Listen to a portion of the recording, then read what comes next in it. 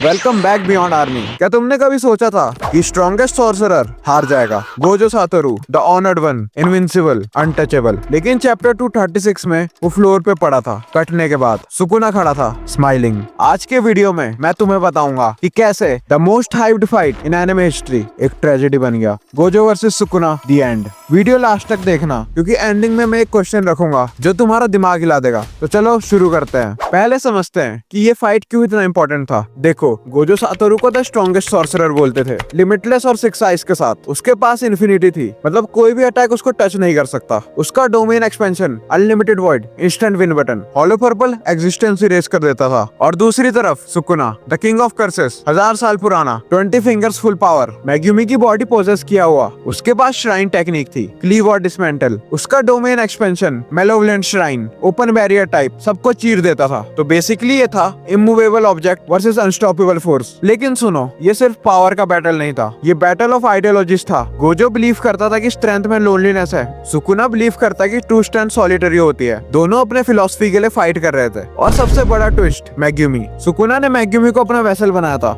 तो गोजो को अपने स्टूडेंट की बॉडी को मारना था या नहीं। इमोशनल कॉन्फ्लिक्ट भी था यहाँ।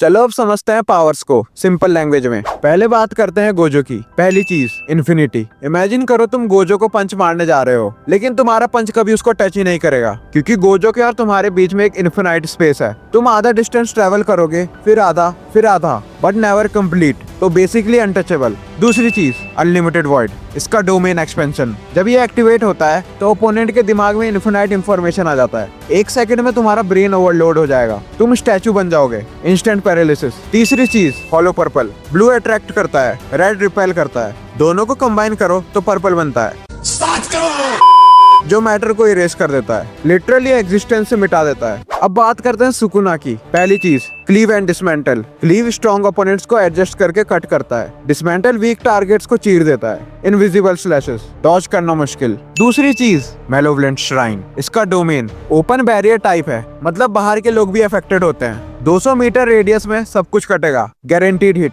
तीसरी चीज, 10 शैडोज टेक्निक। क्योंकि मेग्यूमी की बॉडी यूज कर रहा था तो सुकुना को महोरागा मिल गया। और महोरागा ब्रो, ये अडेप्ट कर लेता है हर अटैक को। एक बार देखा तो दूसरी बार इम्यून। Cheat code. तो पावर लेवल देखो तो दोनों नियरली इक्वल थे, पर स्ट्रेटेजी में फर्क था।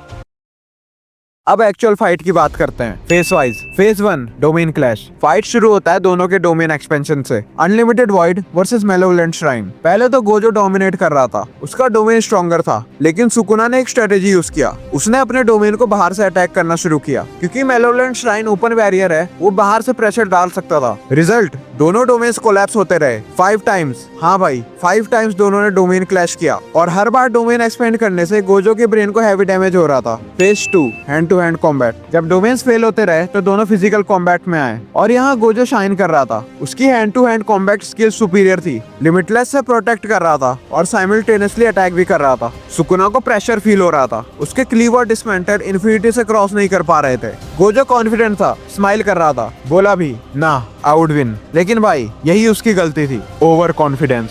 Phase 3, Mahoraga enters. और फिर सुकुना ने गेम चेंजर निकाला, महोरागा।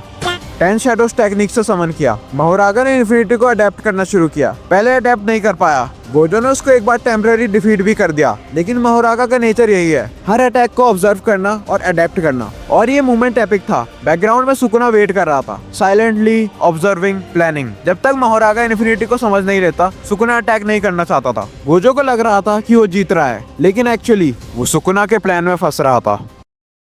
अब आता है the end. Chapter 236। Gojo purple charge कर रहा था, 200% आउटपुट, फुल पावर। ये फिनिशिंग मूव था, सुकुना को इरेज करने वाला था, लेकिन सुकुना रेडी था। महोरागा ने इन्फिनिटी का अडेप्टेशन कंप्लीट कर लिया था। उसने एक टेक्निक डिस्कवर की थी, वर्ल्ड कटिंग स्लैश। ये स्लैश स्पेस को ही कट कर देता था, इन्फिनिटी बाईपास कर सकता था। और सुकुना ने ये टेक्निक कॉपी कर लिया। सुकुना ने एक्स्ट्रा रिक्वायरमेंट्स टेम्पररी एक्सेप्ट किए। गोजो को लग रहा था कि फाइट ऑलरेडी जीत चुका है, पर्पल रेडी था, लेकिन फोकस मोमेंटरली ऑफ था। विक्ट्री एश्योर्ड थी उसकी नजरों में। और फिर एक इनविजिबल स्लैश, स्पेस से कट करके, इन्फिनिटी को बाईपास करके। नेक्स्ट पैनल, गोजो 2 टुकड़ों में, अपर बॉडी अलग, लोअर बॉडी अलग। भाई, ये पैनल देख के पूरी दुनिया शॉक में चले गई। नहीं, ये फेक है। गेगे ने क्या कर दिया? गोजो रिटर्न करेगा, लेकिन नहीं, ये रियल था। द स्ट्रॉन्गेस्ट हार गया था।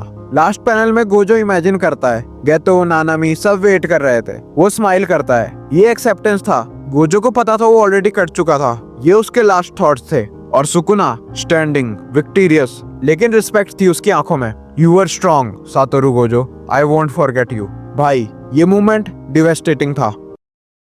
अब यहाँ पे मैं अपनी पर्सनल ओपिनियन देना चाहता हूँ और ये कंट्रोवर्शियल हो सकती है, तो ध्यान से सुनो। मेरे हिसाब से गोजो सातोरू फुल पावर में करंट सुकुना से ज्यादा स्ट्रॉन्ग है। देखो, सुकुना जो मैग्यूमी की बॉडी में था वो लिमिटेड था। मैग्यूमी का बॉडी उसको प्रॉपर्ली हैंडल नहीं कर पा रहा था। 10 शैडोज टेक्निक तो मिल गया, लेकिन फिजिकल कैपेबिलिटीज में कॉम्प्रोमाइज था। और सबसे बड़ी बात, मैग्यूमी का कॉन्शियसनेस अंदर से रेजिस्ट कर रहा था। ये इंटरनल कॉन्फ्लिक्ट सुकुना की फुल पोटेंशियल को रोक रहा था। गोजो ने एक्चुअली डोमिनेट भी किया था फाइट के मेजर पार्ट में। हैंड टू हैंड कॉम्बैट में सुकुना की वाट लगा दी थी। डोमेन क्लैशेस में भी गोजो सुपीरियर था। अगर मोहरागा नहीं होता तो गोजो पक्का जीत जाता। लेकिन, और ये बड़ा वाला लेकिन है, अगर बात करें हियानेरा सुकुना की, 4 आर्म्स वाला, ओरिजिनल फॉर्म वाला, ट्रू बॉडी वाला सुकुना, भाई वो अलग लेवल का बीस्ट है। हियानेरा सुकुना फिजिकली काफी ज्यादा पावरफुल था। 4 आर्म्स मतलब डबल हैंड साइंस, और उसका बॉडी परफेक्टली ऑप्टिमाइज था कर्स्ट एनर्जी के लिए। वो अपनी पीक कंडीशन में था। Heian era Sukuna versus full power Gojo,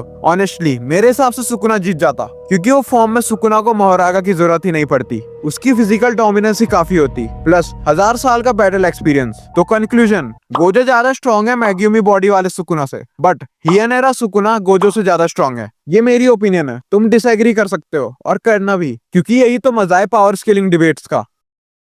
तो ये था Gojo versus Sukuna the end. एक फाइट जो एक्सपेक्टेशन से ज्यादा ब्रूटल निकली। एक फाइट जिसने प्रूव किया कि स्ट्रॉन्गेस्ट होना गारंटी नहीं है सर्वाइवल की। एक फाइट जिसने जेजेके को ट्रेजेडी की तरफ पुश कर दिया। लेकिन अब मैं तुमसे एक क्वेश्चन पूछता हूँ, Was गोजो रियली डिफीटेड और was this fate unavoidable? क्या गोजो के ओवर कॉन्फिडेंस ने उसको हराया, या फिर सुकुना इतना स्मार्ट था कि कोई भी जीत नहीं सकता था उससे? क्या ये डेथ नेसेसरी थी स्टोरी के लिए, या फिर गेगे ने अननेसेसरी ट्रेजेडी क्रिएट कर दी? अपने थॉट्स कमेंट सेक्शन में लिखना, डिबेट करते हैं। अगर वीडियो पसंद आया तो लाइक करो और सब्सक्राइब करो। जुजुत्सु काइसेन अभी खत्म नहीं हुआ है, बैटल कंटिन्यू है, लेकिन गोजो का एरा एंड हो गया। Rest in peace Satoru Gojo, the strongest sorcerer, the honoured one. Thanks for watching.